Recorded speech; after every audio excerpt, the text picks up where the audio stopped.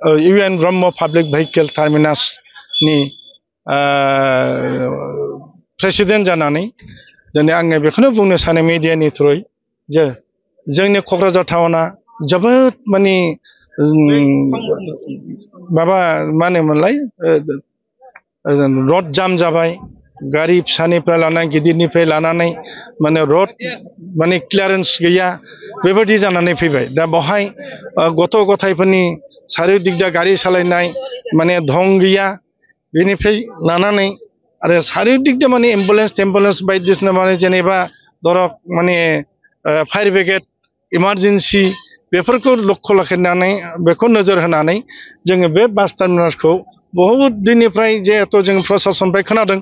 बे प्रशासननिफ्राय खोनानाय जि जिनिसखौ जोङो दिनै बास्तबाव जोङो खस्थ' मस्थ'यै खालामनाय जादों दा बे खालामनाया दिनैहाय जुदि दिनैहाय अपेनिं खालामनाय जाबाय दा बेखौनो जोङो बयबो रायजोफोरनो सिगाङाव जोङो माबा खावलायनाय थाबाय जे बयबो रायजो राजाफ्रा आरो गारियालाफ्रा जाहाथे जोंनि बे मोनथाम बास स्टेन्डखौ सहाय सहयोगिता खालामो आरोखि हेफाजाब होयो जेनेबा माने नर्थनिया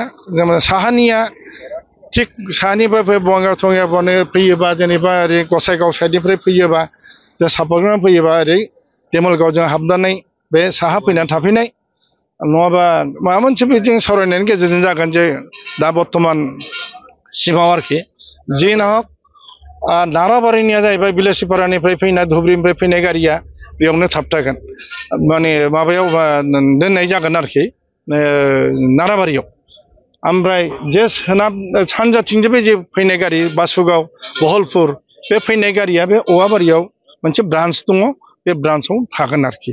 बेबायदि जोंनि सिन्था धारनाया खालामनाय जादों आरो बेनि मिडियानि थ्रुयै आङो बेखौनो खावलायो जे प्रशासना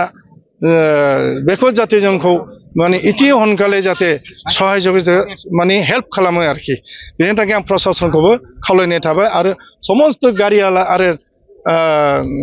पाब्लिकफोरखौ जोंनि रायजो राजाखौ आंनि खुलुमनाय आरो अननायजों आङो हेल्प बिहरो आरो बेखौ होननानै आंनि गोजोननाय बावहरनाय एसेयावनो दोनथ'नाय जाबाय बेथ' नियमावथ' ट्राफिक जामबाथ' बेथ' सम्भब नङा आं खोनानाय मथेब्ला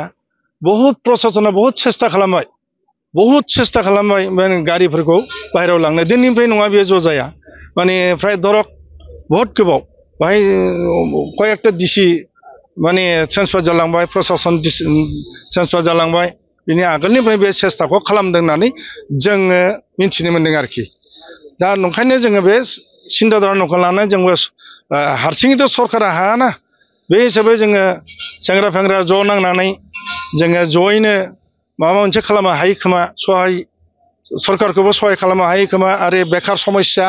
बेखार गथ'फोरखौ जाहाथे बाहाय इनभल्भ खालामनानै जेरेखम गारियाला फिसा फिसौ जेनेबा टट' बेफोरबो जाहाथे खामानि जानाय दखान सहर टाउन बेफोर जाहाथे बारायलाङो एसे बिजनेस बानिज्यफ्रा जाहाथे बारायो बेफोरखौ सिन्था खालामनानै जोङो बे बास स्टेन्डखौ खालामनाय जादों आरोखि जाय प्रेसिडेन्टफ्रा बिसिम फैगोन बेनिफ्राय ओरै टाउनाव हाबनाय समाव माबाफोर जोंथ' जेनेबा जोंहाथ' खरसा थांदों आरो बेथ' जोंनि लिमिटेड जिहेतु क'अपारेटिभ ससाइटि लिमिटेड नालाय जोङो बाहाय माने माबा आरोखि बियो माने कमार्शियेल आरोखि दा कमार्शियेल गारिफोरखौथ' जोङो कमप्लिट कमार्शियेल गारिखौ जोंथ' गथ' गथाय दङ थांनाय जोंनो टाइम टिउन बायदिसिना टिकेट हरनायाव जोङो हेल्प खालामगोन गारियालाफोरखौ खुनु खथि जायालासे जोङो माने हेल्प खालामगोन सहाय होगोन आरो जोंनाव थाग्रा जायगा दं थानो हागोन वाशरुम दं दुगैग्रा दं सारिदिगदा माने सुबिदा दं दा बे हिसाबै आसा खालामो बयबो जाहाथे जोंखौ हेल्प खालामो आरोखि कम्पिउटार कोर्स लानो गोसो गुदुं फरायसाफोरनि थाखाय गोजोनथाव खौरां कम्पिउटार कोर्स आरो स्टेनोग्राफि फोरोंथायनि थाखाय बेसेन होनाङालासे सोलोंसाफोरनि मुं थिसननाया सोलिगासिनो बे मोजां खाबुखौ लानानै फैदों क'क्राझारनि फ्लाइंग रुट इनस्टिट्यूटआ क'क्राझार सहरनि जेडी रड खोदोमथलायाव थानाय फ्लाइंग रुट इनस्टिट्यूटआ एभिएशन आरो हस्पिटेलिटी सोलोंथाइनि अनगायैबो बे खेबाव सोलोंसाफोरनि थाखाय लानानै फैदों कम्पिउटार आरो स्टेनोग्राफी विथ टाइपिंग कोर्सनि मोनसे मोजां खाबु। कम्पिउटार आरो स्टेनोग्राफी कोर्स सोलोंनो गोसो गुदुं फरायसाफोरनि थाखाय क'क्राझारनि फ्लाइंग रुट इनस्टिट्यूटआव सा 30 सोलोंसाफोरनि थाखाय बेसेन होनाङालासे मुं थिसननाया दासान्दि सोलिगासिनो आरो फैगौ 31 मार्चसिम सोलिबाय थागोन। रोंगौथि गोनां फोरोंगिरि आरो गासै मोजां खाबु थानाय बे फसंथानाव 1 बोसोरनि थाखाय PGDCA कोर्स, 6 दाननि थाखाय DCA कोर्स आरो 3 दाननि थाखाय CCA कोर्सनि सोलोंथाइ लानो हागोन। जायनि गेजेराव computer software, graphic designing, web designing बायदि बायदि आयदानि सोलोंथाइ लानायजों लोगोसे स्टेनोग्राफी सोलोंनो गोसो जानाय सोलोंसाफोरा बे फसंथानाव स्टेनोग्राफी विथ टाइपिंनि सोलोंथाइ लानो हागोन।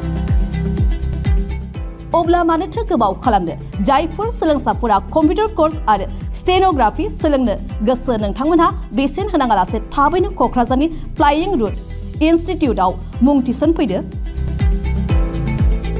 मुं थिसननो थाखाय थोंजोङै क'क्राझारनि खोदोमथलायाव थानाय फ्लाइंग रुट इनस्टिट्यूटआव फैनो हागोन आरो बांसिनै मिन्थिनो थाखाय 9394796813 नङाब्ला 8099554765 मबाइल नम्बराव फोनांजाब खालामनानै खौरां लाहरनो हागोन।